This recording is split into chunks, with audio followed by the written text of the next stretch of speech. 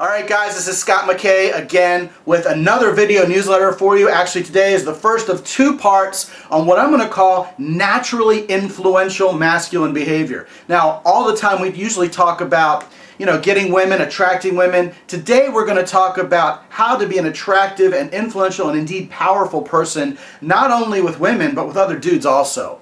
To get started, what I'm going to do is I'm going to give you a little bit of a story from my distant past when I was working my first IT job selling telephone systems of all things. I lived very near the Mexican border, and that's right after NAFTA was passed in the United States. So pretty much the holy grail job would be to outfit one of these brand new factories that was sprouting up across the Mexican border. Sure enough, a guy called me who was a contracted basically manager, an influential sort of consultant, for lack of a better word, whose job was to make sure that that plant was outfitted. That was his job as a consultant. And sure enough, he awarded me the job of putting in a telephone system for a huge plant that was owned by a multinational corporation. Now, one day, he called me, and true to his normal form, this is pretty much his exact demeanor when he was talking to me on the phone. "Good afternoon, Scott. This is Bill." I was like, "Hey Bill, how's it going?" "Well, I've got something I need your unique help with, and you're the guy who's going to help me with it." I was like, "All right, what do we got to do?" And he was like, "All right, well, here's the deal. We've been told that we need to add 55 more lines to that factory down across the border. And I need 55 more telephones. I need them installed, and I need that in about 72 hours max. And I know you can do that for me because you're the expert." And I was like, "Wow, I just don't know." He goes, "Well, let's work together to see what it's going to take. Let's strategize right now. Do you have a couple minutes, 3 minutes to talk to me about that?" And I was like, "Well, absolutely sure." He goes, "Well, this is mission critical. This is important that we get this done within 72 hours. So let's work together to do what it takes to get the job done because I know you're the guy who can help me." Now, let's pick apart that interaction for a second. Obviously, it's pure business, but he approached me with very direct, almost military-like confidence, like he was a sergeant, but not like I was one of his underlings. But how did he treat me? He treated me as if I was a major linchpin to getting his project done, like he was depending on me, like I was the man to get it done, and he was going to help me realize that.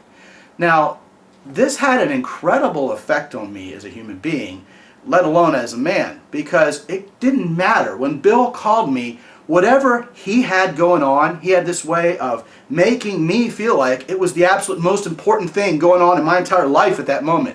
It didn't matter what meeting I had, who else's project I was working on.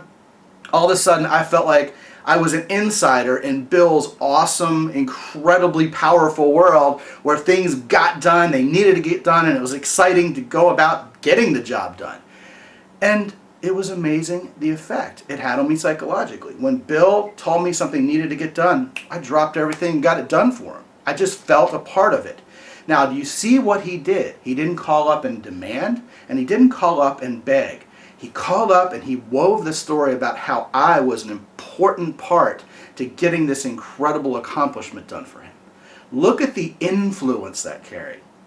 Now, how can you do this in your own life? Well, you don't want to be a jerk. You don't want to bully people, but you also don't want to say, "Could you please kind of help me here? I have something I need to get done." You don't want to do either of those things. You want to be assertive. You want to be very clear with what it is you want done if you need someone else to help you with it. But you also want to be sure that you're packaging part of the glory of the accomplishment of getting it done and handing it over to them. It isn't all just to do something for you. You're actually helping them feel better about themselves as they help you get something done. You see how that works?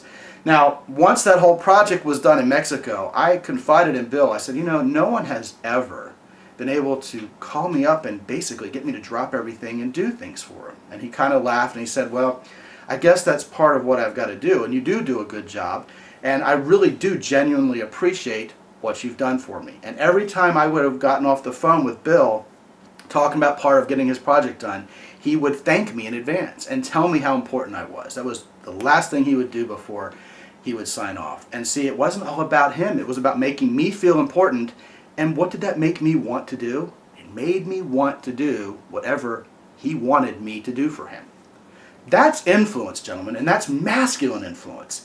I did whatever that guy wanted me to do, and of course I got commission from it. I got paid for it very nicely.